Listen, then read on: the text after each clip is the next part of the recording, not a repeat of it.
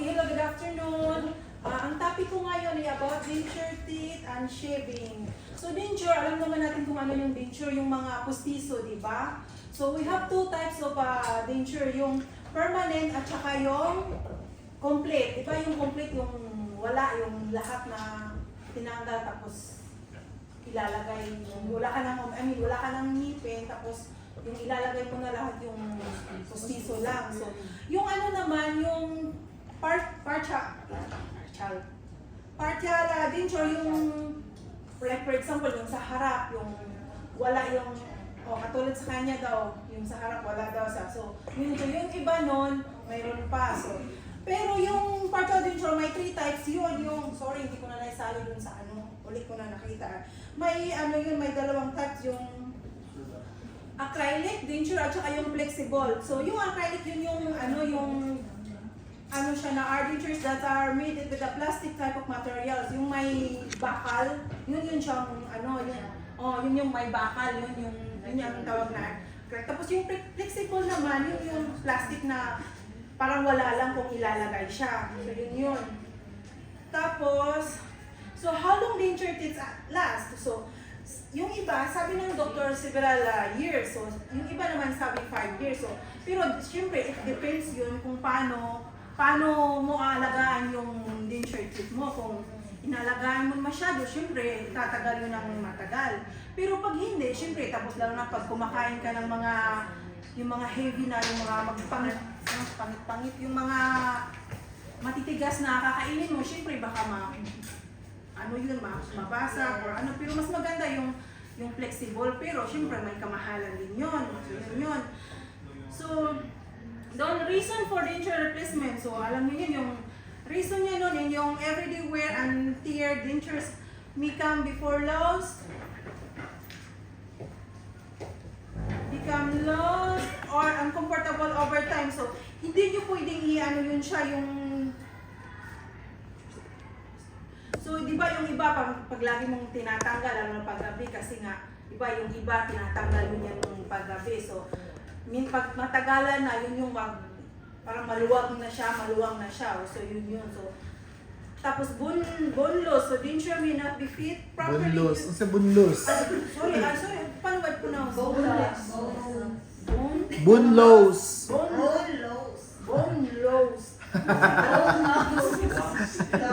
Bunlos.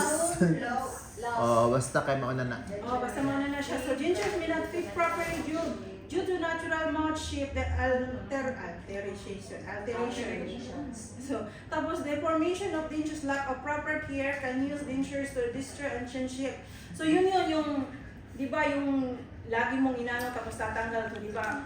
Pag matagalan na, maluwang na siya, siyempre. Araw-araw mo naman tinatanggal yun, siyempre. Alam nga naman hindi mo iba-brush. So, yun. Engineer denture that are older than 5 years are candidate, but yun na nga, sabi ko, pag inalagaan mo ng mabuti, siyempre, tatagal pa yun ng mas matagal. Siyempre, kung may extra ka naman na so pwede mo nang papalitan yun kahit every year or 2 years. So, siyempre, alagaan mo ng mabuti yung ganun. So, ito namang yung permanent denture, yun yung permanent, di ba, yung mostly yung mga matatanda na, yung walang ngipin, tapos yun ba yung kasi nga, para naman maganda silang tingnan. So, yun. So permanent dentures are form of dental implant that are surgically implanted into the jawbone. So, yung iba, inaano na nila yung Jubon, bunlos. So yun yung boneless. Di ba yung iba naman yung tinatawag na, di ba yung mga celebrity ngayon, lahat naman parang magaganda na yung mga ngipin nila. Kasi nga, di ba yung pinaano na nila na lahat. Pero sabi, alagaan din yung mabuti. Pag hindi kasi, papangit din yun, lalo na pag nag-reduce ka, mangingitim yung gums mo. Oo, number one talaga yung segregation, mangingitim yung mga yung mga mo dito, ano tawag nun? Gums. Alang-alang ba yun? Anong Tagalog sa Tagalog? Basta yun. So kung paano denture which is removable, uses are achieved to bond with the bliss achieved means they can remove and place back in the mouth whenever required. So yung mga matatanda, yun na nga, iba pag pumupunta sa mga kumbera, yung mga Kumbera. lalagay nila.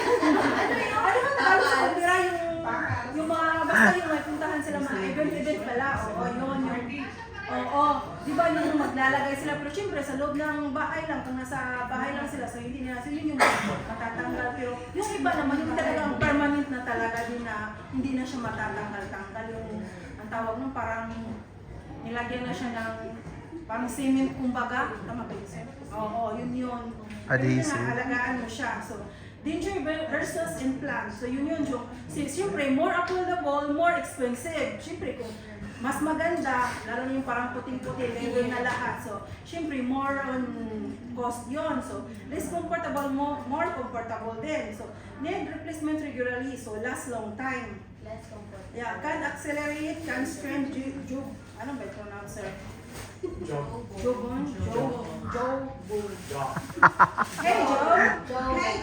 Kami na lang kami na mag-adjust.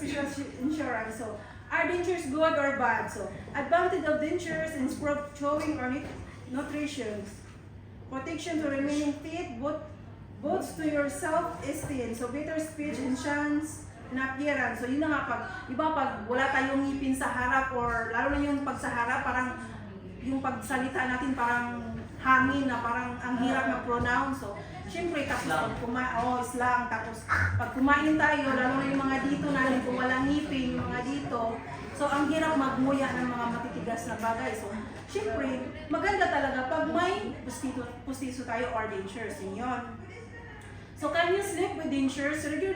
Regardless of the type of dentures you are using, wearing them in your sleep is a bad idea and will cause you a number of health issues. So, yun na nga. Pero yung iba naman, ewan ko lang ha, kasi wala pa akong ganun. So, sabi daw, hindi maganda pag i-overnight mo yung pustiso mo. So, dapat tanggalin mo. Baka may mga nakapasok na mga kung ano-ano doon. Siyempre, mangangamo yung bibig mo or baka may something doon na hindi mo alam. So, hindi maganda pag isusuot mo yun ng overnight. So, kailangan tanggalin mo siya para din safety din sa'yo. So, can dentures damage teeth? No. Because these dentures, they can help to, siyempre, pag pangag ka na, so maganda na yung ganda na ngiti mo kung complete teeth na kaya, diba? Lalo yung sa harap. So if you invest in high quality and custom fitted and dentures which are not purely adjusted to your mouth and recline unnecessary. So yun. Pag kumpleto na yung teeth mo, siyempre maganda na yung ngiti mo. Di ba pag pangit yung dito mo, so parang mahirapan ka pag panay gano'n ng ngiti mo, pero ganun ka na. So yun lang. Confident ka na, kumbaga. Si cheese ka na lagi. Yun. Si cheese. So, yun lang sir. Tapos doon tayo sa shaving. Okay, shaving. The removal of the hair by using a razor or any other kind of blade shaving to slice it down to a level of the skin otherwise. So yun. Alam naman natin lahat kung ano ang shaving, especially sa mga lalaki. Iba ang mga lalaki, yung dito nila, babae naman yun. So, di ba yung sa mga lalaki, mostly talaga nag-shave sila dito yun sa mga mustas nila, sa beard, yun, iba yun. Beard or beard? Beard. Bird, baka tukain ka. Yun. So, di ba? Pero sa mga ano din, sa mga babae, okay, shaving commonly practiced by men to remove their facial hair and a woman to remove their leg and underarm. So, syempre, ang mga babae din, ang kadalasan sila yung mga kilikili nila. Tapos yung mga sa leg, yung iba naman sa mga flower vase ninyo. So, pero yung iba naman, nagpapa-laser na. So, wala nang mga ano-ano sa mga hair, sa mga all over the, so, areas commonly shaved for both men and women are cheese hair. So, sa lalaki, di ba? Yung makakapal ang mga buhok nila dito. So, syempre, yung iba, nag-shave naman, lalo na yung mga ibang lahi. Iba, mostly naman talaga, makakapal yung mga ano nila. So, abdominal hair. Yung dito. Bulkat. Anong bulkat? Sumbol. Anong Ang sumbol? Sumpay sa bulbul. Sa Tagalog? Ha? Karug ang tawag doon. Karugtong. Mostly naman sa mga ibang Sa Bisaya, bulkat. Bulbul nga. Kasi tapos yung sa mga babae sa leg, diba? Nag-shave kayo sa leg ninyo. O para, kunwari, maganda siya tingnan. Tapos yung sa underarm lang, yung mga kilikili, diba? Nag-shave ba kayo, nagbubunot, magpa-laser na lang kayo ha, para maganda. Yung pubic hair, alam nyo yan, yung mga flower base ninyo. Ingatan nyo, baka... Bulbul din. yung sa bulbul sa flower vase. Magpa-laser na lang kayo ha. Ayaw mo ng wax? Ayoko. Tapos yun, so head shaving is more common with the men also sometimes than with the cancer patients. So di ba, yung mga lalaki mostly, di ba kasi nga minsan ngayon marami na yung mga dito wala na, so mas maganda yung i-shave na lang nila. Pero mostly sa mga cancer then yung di ba yung mga cancer patient, yung mga di ba nag-chemo sila kaya sila yung maglagasan yung mga buhok nila, so talagang yun, sinishave yun. Oo, yun. So significance of shaving. For many patients, it's daily hygiene ritual.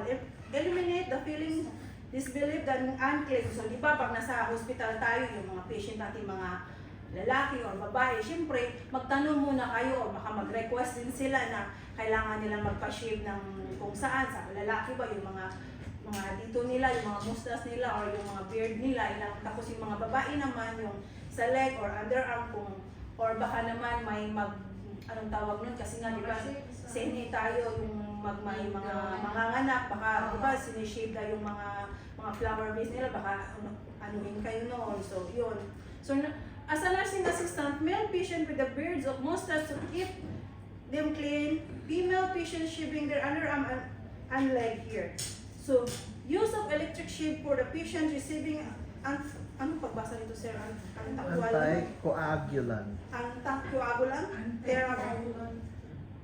Or who have bleeding disorder, so especially for L or bedridden patient, syempre. So, important note, never trim or shave a patient without the patient's consent. So, di ba, magtatanong muna kayo sa patient, lalo lang yung may mga anong tawag nun, yung mga diabetic, kung magpapashave ba sila, kung request nila. Pero syempre, iingatan ninyo na walang sugat kasi lalo na sa mga diabetic, di ba? Ang sabi, pag nasugat daw yung matagal magaling o matagal gumaling. Kasi di ba? Kasi nga, siguro yung mga matataas na talaga ang sugar, so yun yung siguro. Pero yung mga parang mga middle lang siguro. So, hindi. Pero syempre, ingatan nyo pa rin kung paano mag-shave.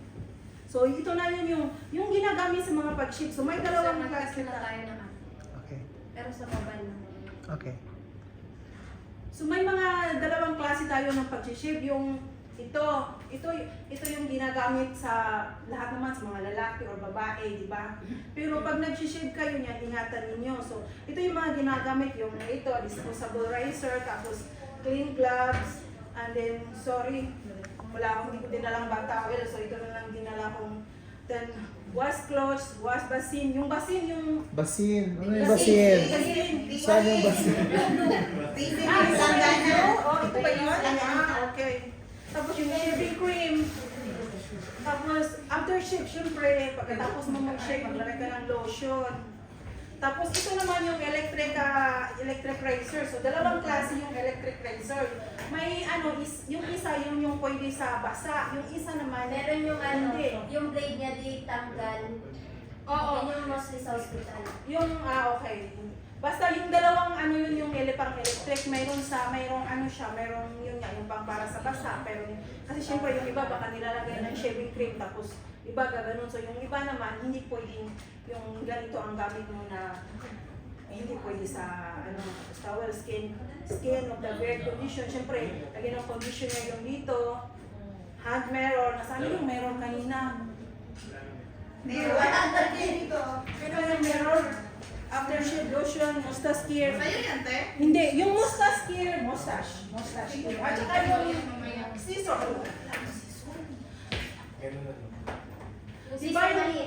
Di ba yung Basta mustache care, di ba yung iba hindi pa naman sinishave nila lahat. Yung ito yung 83 pa lang, 83 mo lang siya, ganon. Oo, so syempre, yung parang 83 mo lang, kumbari mga Mr. Suabi, yung Ganun dito. Di ba may mga yung mga ibang lahi hindi nagtatanggal ng mga mustache nila? Katulad sa kanya, oh, hindi na siya nag-shave. Siguro wala tong ligo.